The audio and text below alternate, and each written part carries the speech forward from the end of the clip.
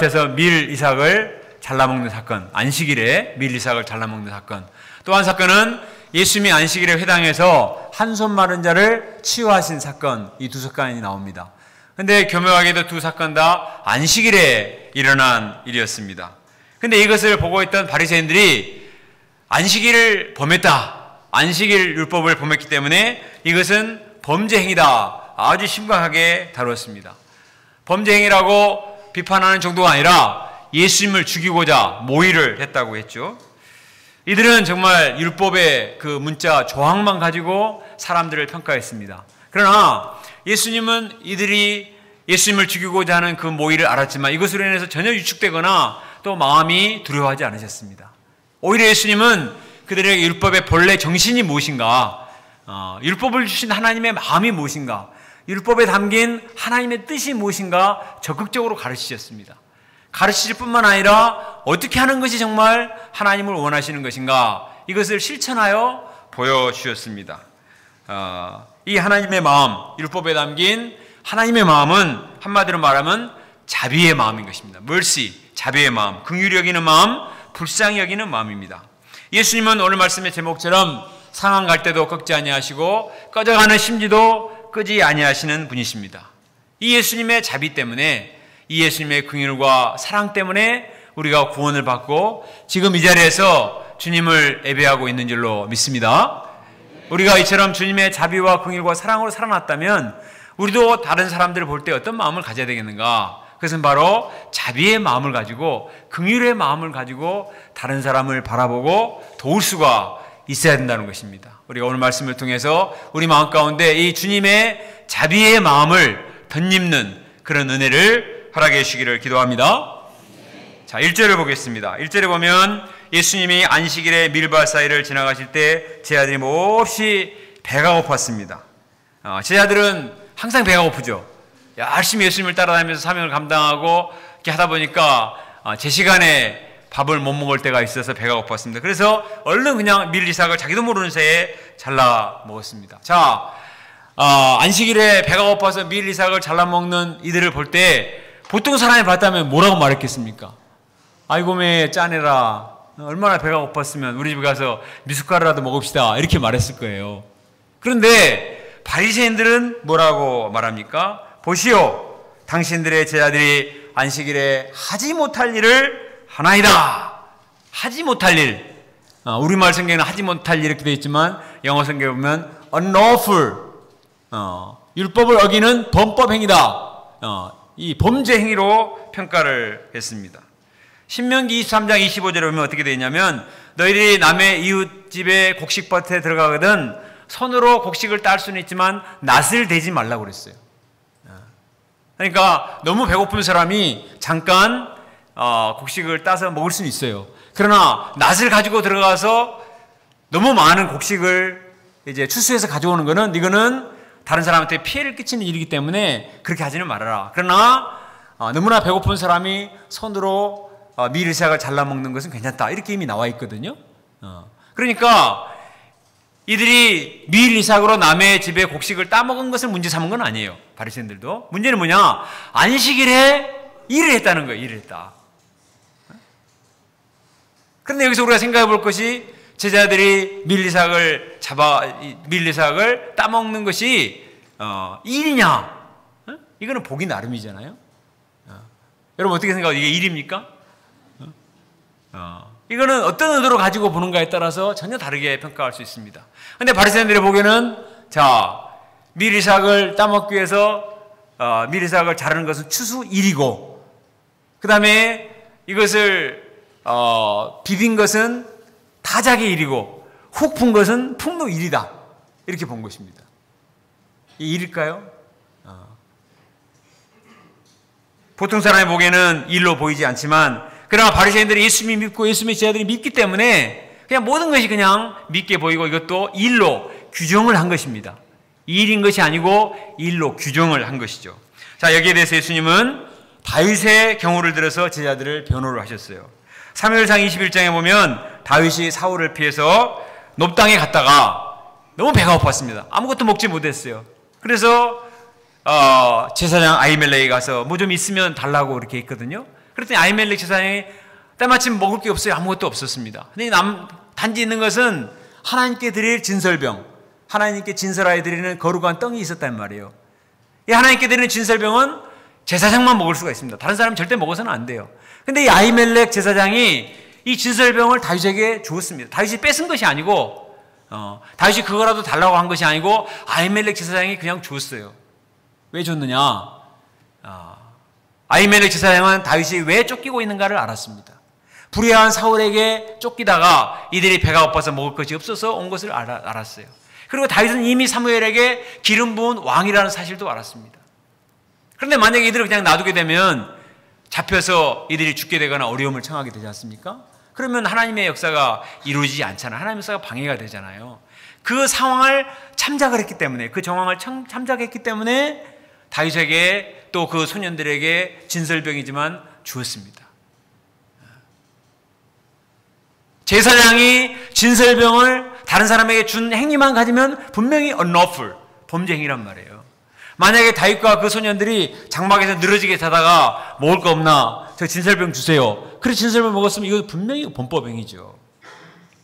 그러나 지금 상황이 다윗이 열심히 하나님을 섬기고 또 하나님의 백성을 지키기 위해 전쟁을 하고 이렇게 하다가 사울에게 쫓겨서 지금 이런 상황 가운데 있기 때문에 이들이 굶어 죽으면 안 되니까, 쫓아오는 사울 군대에게 잡혀 죽으면 안 되니까 그들을 돕기 위해서 이 진설병을 준 것은 죄가 아니다.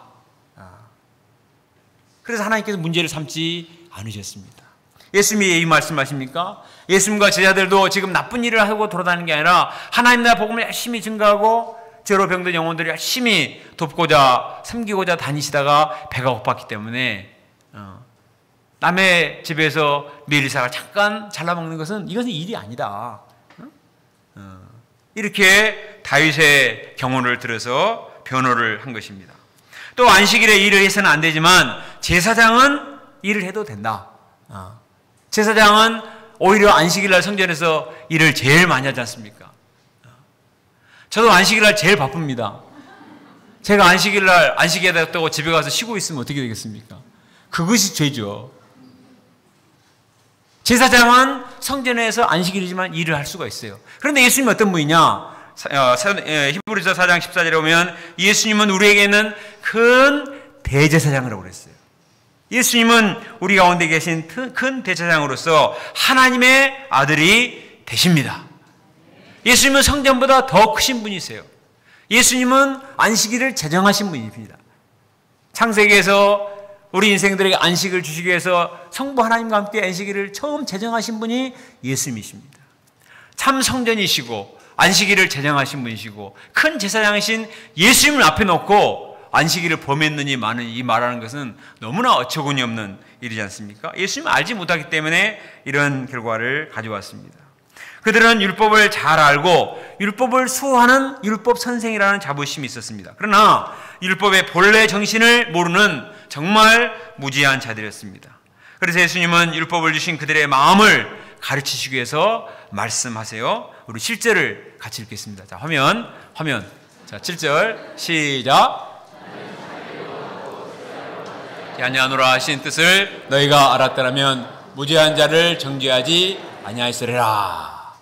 이 말씀은 앞에서 우리가 배웠죠. 호세아 6장 6절에서 나온 말씀이에요. 나는 자비를 원하고 제사를 원하지 아니하노라. 하나님 뭘 원하신다고요? 자비를 원한다. 바리새인들은 열심히 제사만 드려요. 그런데 문제는 왜 하나님이 제사를 드리려고 하는가? 우리 인생들을 불쌍히 여기시고 자비롭게 여기셔서 우리 죄 많은 인생들을 심판하지 않으시고 구원하시고 하나님을 영접하시고자 하시는 그 자비의 마음의 표현이 제사를 통해 나타나는 거거든요. 하나님의 본래 마음은 자비의 마음인데 그것을 알지 못하고 제사만 드리고 있으니까 이런 오류에 빠지게 된 것입니다. 너희가 이 뜻을 알았더라면 무죄한 자를 정죄하지 아니하였으리라. 하나님의 우리 인생들의 마음은, 우리 인생들을 향한 마음은 자비의 마음인 줄 믿습니다. 본래 안식일을 제정하신 이유도 뭐냐? 약자들에게 너무 많은 일을 시키지 말도록 하기 위해서 안식일을 제정하셨다. 안식일을 놔주지 않았으면은 주인들이나 이런 사람들이, 약한 사람들이나 또 어린아이들이나 짐승이나 그냥 하루도 쉬지 않고 계속 부려먹기 때문에 그렇게 하지 못하도록 하기 위해서 안식일을 두신 거예요. 그런데 바리새인들은 복잡한 안식일 규례를 만들어서 백성들을 더 숨막히게 만들었습니다. 안식일을 위한 것이 안식일인데 오히려 이들은 안식을 빼앗아 버렸습니다. 바리새인들의 문제가 무엇이냐? 그들에게는 자비심이 없었습니다. 지식은 많은데 사랑이 없으니 특권의식을 가지고 양떼들을 억압하고 짓누르는 그런 오류를 범했습니다. 반면에 우리 예수님은 자비의 마음으로 충만하십니다. 죄에 눌려 안식이 없이 살아가는 우리 인생들을 볼 때 예수님은 도저히 가만히 계실 수가 없었습니다. 그래서 그날이 안식일일지라도 안식일에 선을 행하는 것이 옳지 않느냐, 안식일에 아무것도 안 하고 뒷짐만 지고 있는 것이 그것이 능사고 그게 선인가?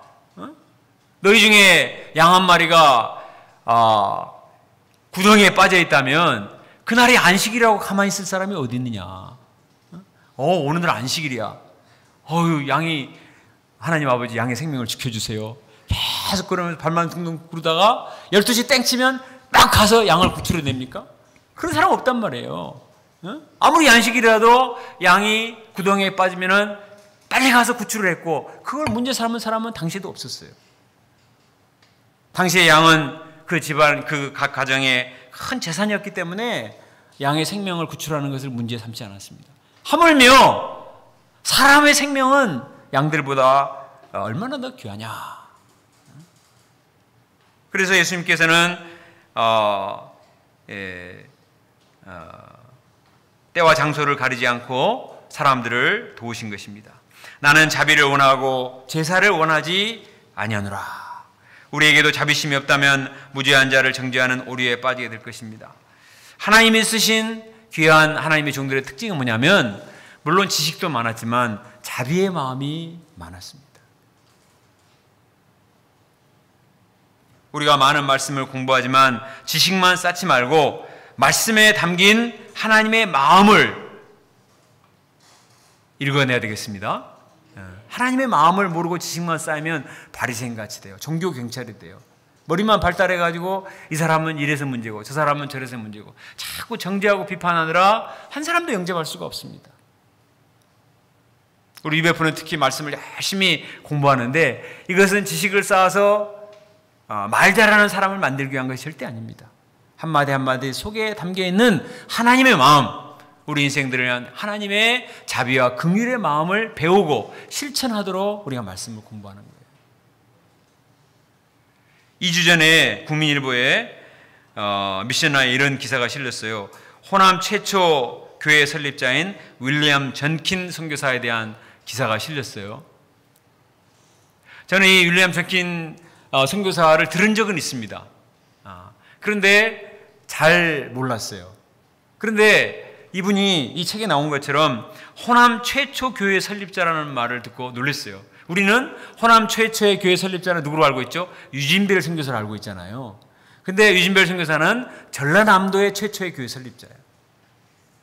유진별 선교사는 언제 왔느냐? 1895년에 왔고 전킨 선교사는 3년 전인 1892년에 왔어요. 군산에 들어와가지고 전라북도 선교를 한 사람이에요.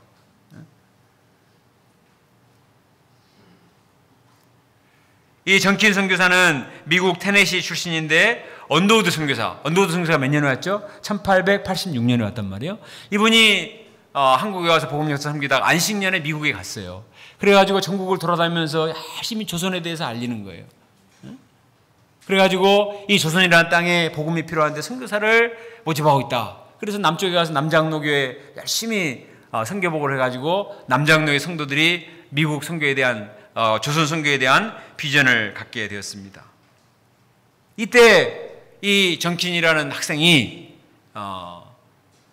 조선 백성들에 대한 자비의 마음이 막 불타올랐어요. 조선이라는 나라가 어디 있는지도 모르고 어떤 나라인지도 모르는데 이 언더우드 선교사의 막 이 선교복을 들으니까 막 마음에 참 선교 열정과 자비의 심이 막 우러나는 거예요. 우리도 선교복을 들으면 마음에 선교 비전이 막 생기지 않습니까? 요즘 우리 김엘리사 목자님이 미얀마 영혼들에 대한 불타는 막 자비의 심령이 막 생기는 것과 같습니다. 그래서 이 사람이 27살 때 선교사로 왔어요. 여기 사진에 보시면 호남지방의원 7명의 선발대가 있었는데 그 중에 2사람이 이 정킨 선교사와 그의 아내인 레이번 선교사였어요. 27살에 결혼했는데 결혼한 지 5개월 만에 두 사람이 다른 사람 5명과 함께 군산항을 통해서 들어왔습니다. 그러니까 유진벨은 목포를 통해서 3년 뒤에 오고 이 전키는 1892년에 이 군산항을 통해서 들어왔어요. 제가 이 사람에 대해서 이분에 대해서 연구하기 위해서 전킨 기념사회가 전라북도에 있더라고요. 그래서 책을 구입했는데 400페이지짜리 책을 3권을 제가 구입을 했습니다. 여러분 도서부에 놔뒀으니까 읽어보세요. 정말 지난주에 제가 읽고 은혜를 많이 받았습니다. 이분의 작은아버지는 대학 총장이었습니다. 자신도 명문 유니온 신학교를 나온 엘리트였습니다. 당시 조선은 우상 숭배가 만연하고 가난하고 미개한, 생각해보세요. 130년 전에 조선 얼마나 미개한 나라였습니까? 이 사람이 와서 주막마다 돌아다니면서 잠을 자는데 벼룩과 이가 너무 많아서 잠을 잘 수가 없어요. 그래가지고 벼룩과 이를 잡다가 나중에 도저히 안 돼서 옷을 벗어서 털어요. 그러면 털면은 벼룩과 이가 툭툭 떨어져요. 사실 우리도 어려서 이 많이 잡았습니다. 홍수가 나서 물에 빠져 죽을 뻔하기도 하고 숯불가스 중독이 되어서 기절하기도 했습니다. 청일 전쟁 직후라 외국인에 대한 반감이 많아가지고 돌 판매질을 하는 사람이 그렇게 많았어요. 무조건 양놈들은 나쁜 놈들은 막 돌 판매질을 하는 거예요. 그가 율법적인 눈으로 봤다면 당시의 조선 백성들은 우상 숭배자들이고 술과 도박과 축첩으로 찌든 죄인들입니다. 소망이 없는 죄인들이에요. 그러나 그는 조선 백성들을 향한 자비심을 가지고 열심히 전도를 했습니다. 쫄깃하게 전도를 했어요. 그래서 군산과 익산과 전주 등의 많은 교회를 세웠습니다. 학교를 세우고 병원을 세우고 고아원을 세웠습니다. 전라북도에 있는 중요한 학교들 다 세웠습니다. 이분이 야구와 축구를 우리나라에 최초로 보급한 사람이에요. 고종황제에게 스케이트를 처음으로 가르쳤어요. 군산상고가 왜 야구 명문인가? 이분이 야구를 먼저 가르쳤어요. 그래서 오늘날 기아 타겟의 원년 멤버들이 다 군산상고 출신들이잖아요. 그러니까 기아 팬들은 다 전kin성 기사한테 감사해야 돼. 그런데 이분이 16년 동안, 한국에서 16년 동안 선교하면서 세 아들들을 잃었어요. 여기 사진에 나온 것처럼 자녀들이 있는데 3명의 첫째 아들, 둘째 아들, 셋째 아들을 풍토병으로 다 잃었어요. 자기 자신도 과로로 쓰러져서 43세에 소천했습니다. 43세 한참 나이에 폐렴으로, 급성 폐렴으로 소천을 했습니다. 그는 아들들이 소천할 때 자기가 직접 장례식을 집전하면서 나는 갈 길 모르니 주여 인도하소서 하는 찬송을 아주 우렁차게 불렀다고 합니다. 마지막 숨을 거두면서도 남겨진 가족들을 불러서 기도해주며 나는 천국으로 가노라, 나는 행복했노라, I'm going home, I'm happy, 이 말을 남기고 갔다고 합니다. 그의 넷째 아들, 첫째 아들, 둘째 아들, 셋째 아들은 다 죽었고 넷째 아들 에드워드가 나중에 목사가 됐어요. 그래가지고 여기 화면에 보면 나의 아버지 전킨 선교사라는 책을 썼습니다. 근데 저 책을 구할 수가 없어요. 절판이 돼가지고 저런 책들이 정말 많이 있어야 되는데 거기에 보면은 그 아버지가 얼마나 조선을 사랑하고 또 조선 백성들을 위해서 정말 헌신했는가, 이것이 많이 기록이 되어 있습니다. 저는 그의 전기를 읽으면서 이 7절 말씀이 계속 마음에 맴돌았습니다. 나는 자비를 원하고 제사를 원하지 아니하노라. 나는 자비를 원하고 제사를 원하지 않으라. 내가 목자 생활하면서 제사를 드리고 있는가, 아니면 자비의 역사를 이루고 있는가? 어떻게 사랑하는 새 아들을 잃으면서까지 남의 나라 백성들을 섬길 수 있을까? 43세 한창 나이에 죽어가면서도 나는 천국에 가노라, 나는 행복했노라, 어떻게 이렇게 말할 수 있을까? 이분은 정말 그 성경 속에 나타난 하나님의 자비의 마음을 가진 것 같아요. 그 자비의 마음을 가지고 16년이라는 짧은 시간 동안 전라북도 수많은 지역을 돌아다니면서, 전라북도만이 아니에요. 평양도 가고 또 서울도 가고 각 곳에 다니면서 너무 열심히 일하다가 갑자기 크리스마스 때 1907년 크리스마스 때 오한이 와서 폐렴에 걸려서 1908년 1월 2일 날 급사를 해버렸습니다. 불꽃처럼 살다 간 분이죠. 이처럼 초기의 선교사들은 정말 다른 지식과 다른 것보다도 한 가지 조선 백성들을 향한 자비의 마음, 그 자비의 마음 하나로 자기의 인생과 자기의 가족과 모든 것을 쏟아부어서 오늘날 한국교회 기초를 놓은 것입니다.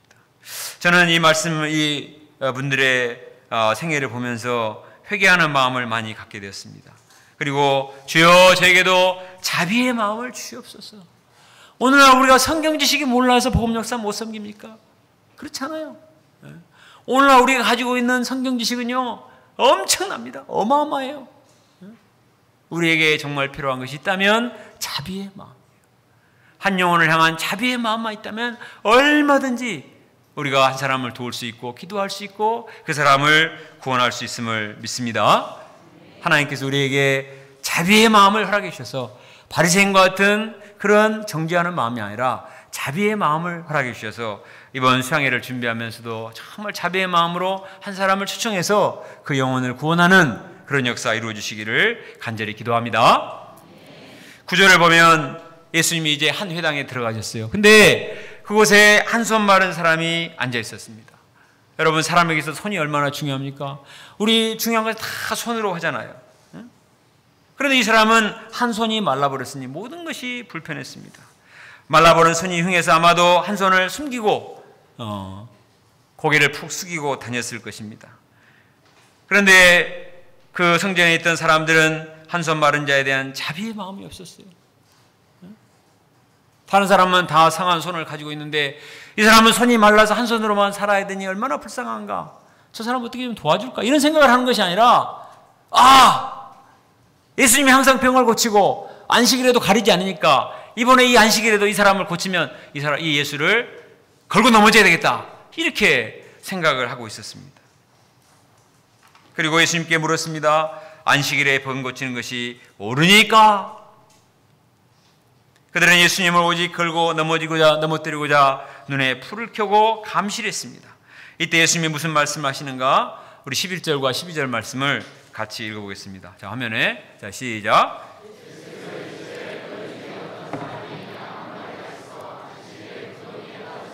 끌어내지 않겠느냐? 사람이 양보다 얼마나 더 귀하냐? 그러므로 안식일에 선을 행하는 것이 옳으니라 하시고, 아까 제가 이 말씀을 설명해 버렸네요. 안식일에 아무리 양이 빠져 있을지라도 양이 재산이기 때문에 끌어낸단 말이에요. 그렇다면 이 한 손 마른 사람은 양이 더 귀합니까? 아니면 한 손 마른 사람이 더 귀합니까? 자기 자식이라면 허탄 수를 써서라도 고치고자 했겠죠. 그러나 자기와 관계없기 때문에 한 손 마른 사람은 예수님을 잡아 죽이는 도구로만 생각을 한 것입니다. 그때 얼마나 말라 비틀어졌습니까? 죽어가는 생명을 살리는 것, 한 손이 말라서 안식이 없는 자에게 안식을 베풀어 주는 것, 이것이 정말 안식일의 근본 정신이라는 것입니다. 이것이 하나님의 마음이고 율법을 주신 하나님의 뜻이다. 사람의 양보다 얼마나 더 귀하냐? 그러므로 안식일에 선을 행하는 것이 옳으니라. 천하보다 귀한 것이 사람의 생명이라고 했습니다. 누가복음 15장 7절에 예수님 말씀하시기를 죄인 한 사람이 회개하면 하늘에서는 회개할 것 없는 의인 99으로 말미암아 기뻐하는 것보다 더 기뻐하신다. 한 사람의 생명, 그 사람이 죄인일지라도 그 한 사람의 생명을 살리는 것이 너무나 중요한 것이고 그것이 바로 하나님의 마음이다. 예수님은 이를 증명해 보이시기 원하셨어요. 그래서 한 손 마른 자에게 말씀하셨습니다. 13절을 같이 읽어볼까요? 13절 시작. 이에 그 사람에게 이르시되 손을 내밀라 하시니 그가 내밀래 다른 손과 같이 회복되어 상하더라.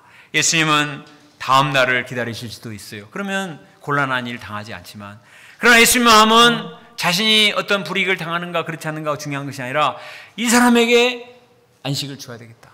그리고 정죄하는 마음으로 가득 찬 이 사람들의 마음에, 이 종교 지도자의 마음에 도전하시기 위해서 일부러 안식일날 그냥 고치시고자 마음을 보셨어요. 그래서 네 손을 내밀라 이렇게 말씀하셨습니다. 이 사람 입장에서 생각해보면 손을 내미는 것은 너무나 힘든 일이죠.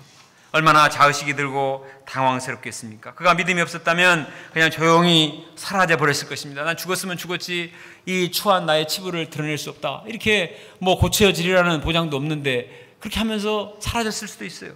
그러나 이 사람은 예수님을 신뢰했습니다. 예수님의 사랑을 믿었고 예수님의 자비를 믿었습니다.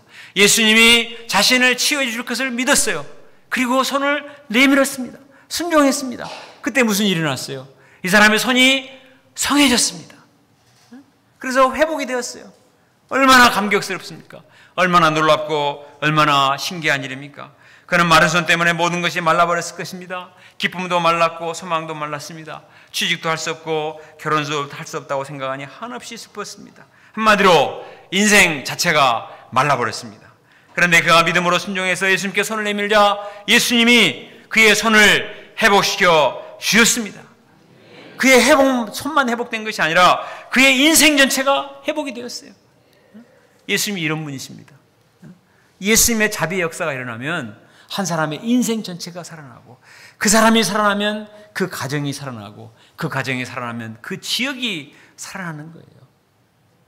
예수님은 율법 논쟁하고 있느라고 시간 보낼 틈이 없다. 한 사람이라도 살려야지. 때가 아직 낮음에 한 사람이라도 살리고 구원하는 역사를 이루어야 되겠다. 이런 마음을 가지고 이 사람을 도와주셨습니다. 그는 회복된 손을 가지고 힘있게 하나님을 찬송했을 것입니다. 할렐루야! 주님을 찬송합니다.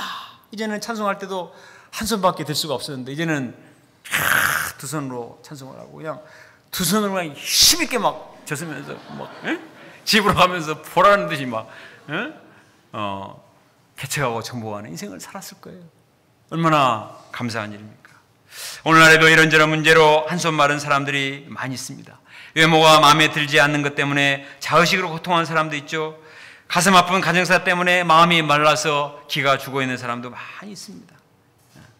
숨은 죄 문제로 인해서 마음이 말라 비틀어진 사람도 있고 왕따의 상처 때문에 실패의식 때문에 마음이 오그라진 사람도 있습니다. 사실 모든 사람들이 겉으로 볼 때 다 활달하고 그렇게 한 것 같아도 마음에 그 한손 마른 요소가 없는 사람이 없습니다. 다 어떤 요소가 있어요. 다른 사람은 이런 나에게 관심이 없습니다. 그러니까 우리가 그런 얘기를 안 하려고 그러죠. 또 나의 꼬투리 잡히면 사람들 비난하잖아요. 그러니까 될 수 있으면 얘기를 안 합니다. 사람들은 약점이 발견되면 지적하고 비난합니다. 그러나 예수님은 이런 우리의 허물과 약점을 깊이 동정하십니다. 자비심을 가지고 바라보십니다. 나의 한손 마른 요소를 어찌하든지 치료해 주기 원하십니다. 그래서 말씀하십니다. 네 손을 내밀라. 너의 손을 내밀어라. 이 말씀은 내 인생에 생기를 불어넣어주기 원하시는 예수님의 사랑과 능력의 음성인 줄로 믿습니다. 우리를 창피하게 만들기 위해서 그런 것이 아니에요. 우리를 회복시키기 위해서 의사가 그 사람을 치료하기 위해서는 환부를 보여야 되지 않습니까? 치료해 주시기 위해서 하시는 음성입니다. 우리가 예수님의 사랑과 능력을 믿고 나의 마른 손을 내밀어야 되겠습니다. 그때 예수님께서 치유와 회복의 역사를 베풀어 주시리라 믿습니다. 여러분 785 일용할 양식 받으셨죠? 저는 일용할 양식을 새롭게 받으면 항상 간증 부분들을 먼저 읽습니다. 왜냐하면 메시지거리가 아주 좋기 때문에.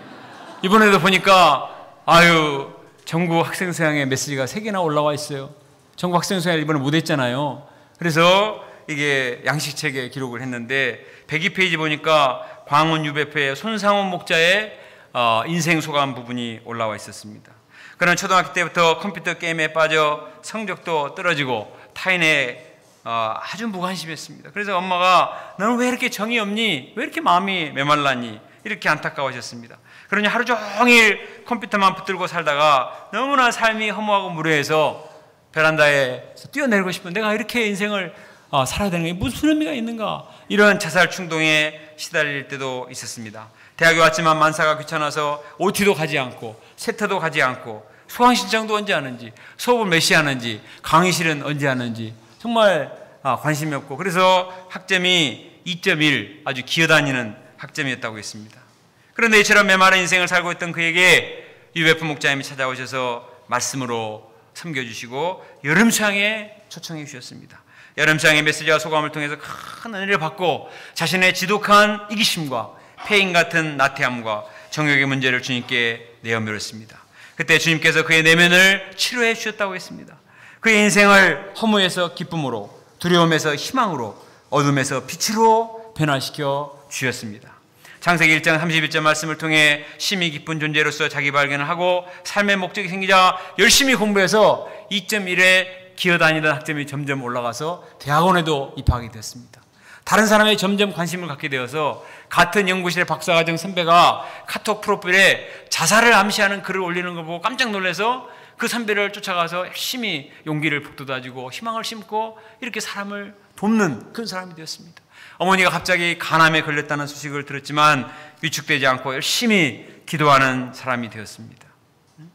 그는 이렇게 말합니다. 과거에 무기력의 대명사였던 제가 전국 학생 수양의 메신저로까지 서게 된 것은 상상도 못한 일입니다.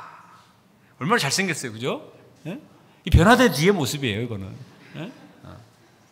우리가 이처럼 나의 마른 손을 주님께 내어밀 때 주님께서 우리 인생을 회복시켜 주시고 정말 영광스럽고 아름답고 희망찬 인생으로 살게 해줄 줄로 믿습니다. 그런데 이처럼 한 손 마른 사람을 고쳐주었는데도 불구하고 14절에 보니까 바리새인들은 예수님을 죽일까? 그래서 안식일에 또 일을 했다. 그래서 죽이고자 의논을 했습니다. 자, 예수님은 이름에도 불구하고 숨지 않으시고 또 자기를 따라오는 자들의 병을 일일이 고쳐주셨습니다. 이런 예수님을 보고 마태가 뭐라고 했느냐? 이사야 42장 메시아 예언의 말씀을 인용을 해서 여기에 쓰고 있습니다. 우리 17절부터 21절. 이거는 마태가 자기가 예수님을 보고 쓴 자기의 소견이에요. 자, 우리 17절부터 21절을 같이 읽어보겠습니다. 시작. 이는 선지자 이사야를 통하여 말씀하신 바, 보라 내가 택한 종 곧 내 마음에 기뻐하는 바 내가 사랑하는 자로다. 내가 내 영을 그에게 줄 터이니 그가 심판을 이방에 알게 하리라. 아무도 길에서 그 소리를 듣지 못하리라. 상한 갈대를 꺾지 아니하며 꺼져가는 심지를 끄지 아니하기를 심판하여 이길 때까지 하리니 또한 이방인들이 그의 이름을 바라리라 함을 이루려 하심이라. 예수님은 다투지도 않고 들리지도 않으셨습니다. 이 예수님을 죽이고자 하는 바리새인들과 다투고 네가 옳으냐 내가 옳으냐 이렇게 논란을 하지 않으셨어요. 예수님이 행하신 기적이 얼마나 많습니까? 전혀 자랑하지 않았습니다. 들리지도 않았어요. 오늘날 사람들은 조금만 잘한 게 있으면 얼마나 자랑을 하고 SNS에 올리고 또 그걸 좋아요를 눌러줘야 되고 그러지 않습니까? 근데 예수님은 들리지도 않고 다투지도 않으셨습니다. 예수님의 관심은 오직 상한 갈대와 같이 연약한 사람들, 꺼져가는 심지와 같이 소망 없는 자들을 어떻게 해서든지 도와서 키우고 살려주는 것이 예수님의 목적이었습니다. 상한 갈대 보셨나요? 화면에 보시면 상한 갈대도 연약한데 거기다 상한 갈대, 부러진 갈대는 얼마나 더 연약합니까? 상한 갈대 말고 성한 갈대는 꺾꽂이라도 쓰죠. 꺾꽂이라도 쓰는데 이 상한 갈대는 아무짝에도 쓸모가 없습니다. 세상에서는 잘난 사람, 능력 있는 사람만 인정해주고 상한 갈대 같은 자는 눈길도 주지 않습니다. 모욕적인 은사로 길을 꺾어 놓기도 합니다. 도대체 네가 잘하는 게 뭐냐? 그것도 못하냐? 너 대학 나왔어? 이렇게 막 무시를 합니다. 이런 말을 들으면 더 주눅이 들어서 자의식과 열등감, 패배감에 사로잡혀 아무것도 할 수 없습니다. 그러나 예수님은 우리의 이런 약점과 연약함보다도 우리의 가능성을 보시고 우리의 길을 살려주십니다. 예수님의 제자들 갈릴리 촌어부들이잖아요. 아이고 매 촌어부들 뭐 잘하는 게 니들이 뭐가 있냐? 맨날 사투리만 쓰고 고기 잡는 것밖에 잘하는 게 있어. 그래 예수님 근데 또 고기도 잘 못 잡아 나중에 보니까 그러지 않았단 말이에요. 예수님 뭐라 그랬습니까? 내가 너희를 사람 낚는 어부가 되게 하리라. 너희는 세상의 빛과 소금이라. 너희는 사도라 칭하리라. 이 하나님 나의 대사들이다. 하나님은 아브라함 같은 사람도 너는 복의 근원이 될지라. 열국의 합이 열국의 어미가 될지라. 우리 주님은 우리가 부족하고 연약해도 자꾸 길을 살려주세요. 우리의 장점을 개발시켜 주시고 또 우리를 붙들어 주시고 우리를 도와주셔서 정말 쓸모있는 사람들로, 정말 빛의 사도들로, 왕같은 제사장들로 삼아 주십니다. 상황 갈 때도 꺾지 않으시고 정말 긍휼히 여기시고 자비심을 가지시고 돌봐주신 이 예수님의 은혜를 너무나 감사합니다. 그래서 우리 UBF 모임은 부족해도 괜찮아요. 나오기만 하면 돼. 나오기만 하면, 붙어있기만 하면 회장도 시켜주고 율동 강사도 시켜주고 온지 1년밖에 안 돼도 말씀 강사도 시켜주고 그래서 그 사람들이 다 살아납니다. 그러지 않아요? 그래서 우리 모임에 오면 자기도 몰랐던 장점이 막 살아나요. 아, 나도 이런 면이 있었나?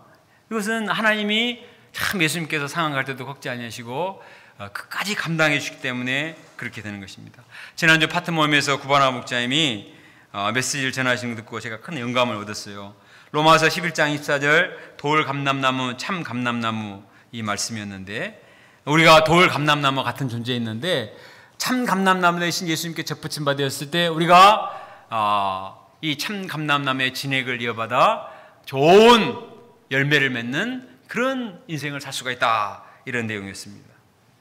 그런데 제가 이번에 한 가지 배운 것은 여기 화면에 나온 것처럼 이게 아마 전라북도에 있나요? 어떤 농가에서 포도 한 나무에서 이렇게 많은 열매가 맺혔다는 게 전국적인 뉴스가 됐잖아요. 제가 메시지에서 한번 소개를 했었어요.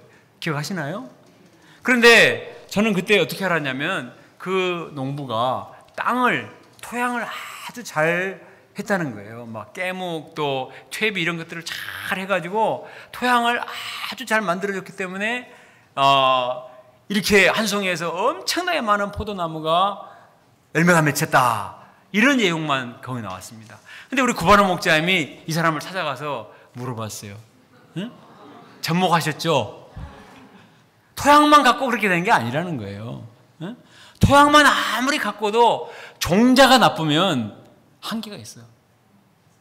어느 정도는 많이 맺히게 할 수 있지만 저렇게 많이 할 수는 없다는 거예요. 이게 전문가 앞에서는 이제 말할 수밖에 없는 거죠. 저기 나온 것처럼 접목을 했다는 것입니다. 극상품의 포도나무와 딱 접목을 하니까 이제 토양도 좋았지만 토양에서 올라오는 수분과 양분, 그 다음에 좋은 양질의 포도나무가 딱 접목이 되어서 저렇게 많은 열매를 맺히게 됐다는 것입니다. 저는 이전에 이 본문을 볼 때 어떤 생각을 했냐면, 예수님은 우리 상한 갈대를 잘 붙들어 주셔서 튼튼한 갈대로 만들어 주신 분이다, 이렇게 생각을 했어요. 그래서 옛날 말씀도 상한 갈대, 튼튼한 갈대 뭐 이런 말을 많이 했거든요. 그런데 제가 이 말씀을 듣고 어떤 생각을 하겠냐면, 예수님은 상한 갈대를 성한 갈대로, 튼튼한 갈대 정도로 만들어 주신 분이 아니에요.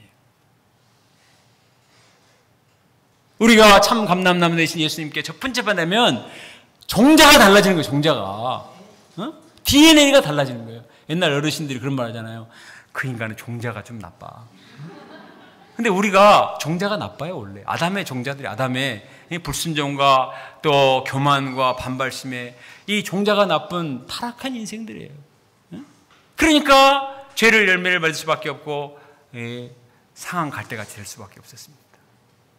그러나 참 감람나무 되신 예수님, 참 포도나무 되신 예수님이 오셔서 그 예수님께 접붙임 받을 때 우리의 인생이 본질적으로 달라지는 것입니다. 구바나 목자님도 실제로 그랬죠. 정말 술에 취해 살던 사람이 상한 갈대와 같았는데 예수님께 접붙임 받았을 때 교수 목자가 되고 세계적인 아스파라거스 전문가가 되었습니다. 유튜브에 들어가니까 조회수가 8,000분이 넘었어요. 아스파라거스 강연하는 것이.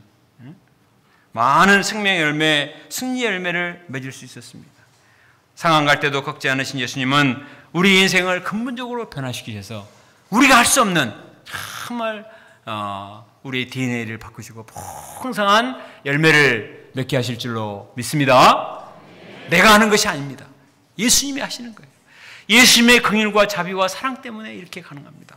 또 꺼져가는 심지는 어떻습니까? 화면에 보는 것처럼 훅 불면 꺼져버리는 도무지 소망이 없는 상태입니다. 그런데 예수님이 도와줄 때 성령의 기름을 계속 공급해 주셔서 타오르는 횃불이 되게 하세요. 저처럼 꺼져가는 심지 그냥 금방 여리여리 했는데 예수님이 성령의 기름을 계속 부으셔서 아주 타오르는 횃불처럼 전 세계 어둠을 밝히는 빛의 사자와 같은 이런 인생을 살 수가 있게 되었습니다. 여러분 지난주에 6.25 70돌이잖아요. 많은 뉴스들 보셨을 것입니다. 6.25가 나서 이 나라가 전국토가 초토화가 되어버렸어요. 400만 명이 죽었습니다. 아무 정말 없어요. 그런 소망 없는 꺼져가는 심지어와 같은 이 나라가 50년의 전쟁이 일어나서 53년에 끝났는데 88년에 35년 뒤에 88 올림픽을 개최하고 지금은 전 세계 경제 10위권에 도약하고 또 세계 선교를 주도하는 영적인 강국이 되었습니다. 한국전에 참전했던 분들이 지금 90세, 80세가 되셔가지고 그때를 기억하면서 어떻게 이렇게 변할 수가 있느냐. 너무 놀랍다는 거예요. 그리고 어떤 분을 보니까 자기가 함께 포로성소에 있다가 죽어가신 분들의 그 명단을 다 기록을 하고 이날까지 기도를 하는 분이 있더라고요. 그러면서 이런 분들의 희생이 있었다는 걸 잊지 말라. 그런 얘기들을 하는 걸 봤습니다. 그런 나라인데 어떻게 이렇게 됐을까? 우리의 힘과 지혜 때문일까요? 그것은 꺼져가는 심지어와 같은 이 나라를 하나님이 불쌍히 여기시고 하나님이 긍휼과 자비를 베풀어 주셨기 때문입니다. 우리가 이처럼 주님의 긍휼과 자비를 덧입어서 하나님의 은혜를 많이 덧입었다면 이제는 우리 차례입니다. 우리가 정말 상한 갈대와 같고 꺼져가는 심지어와 같은 전 세계 많은 백성들 그리고 우리 후손들, 우리 후배들 이들에게 나가서 주님의 긍휼과 자비의 사랑을 베풀어야 되겠습니다. 그때 오늘날 꺼져가는 심지어와 같고 또 상한 갈대와 같은 20학번 양들은 얼마나 불쌍해요. 대학에 들어왔는데 교수님 얼굴을 한번 못 보고 1학기가 끝나버렸어요. 학교에 와보지도 못하고 그리고 그냥 집에만 있으니까 자꾸 문제가 많이 생깁니다. 우리가 이들을 불쌍히 여기고 어찌하든지 초청해서 2020학년 여름수양회를 이룰 수 있기를 기도합니다. 하나님께서 이들을 위해서 아까 우리가 홍보 영상에 나온 것처럼 이런 귀한 잔치를 마련했습니다. 우리가 향이 있어요. 어떻게 초청해요? 아니에요. 우리가 자부심을 가지고 간절히 기도하면 도와야 될 사람이 보입니다. 우리가 합심해서 한 사람을 초청하고 그 영혼을 살리는 이런 복된 여름수양회가 되어줄 수 있기를 간절히 기도합니다.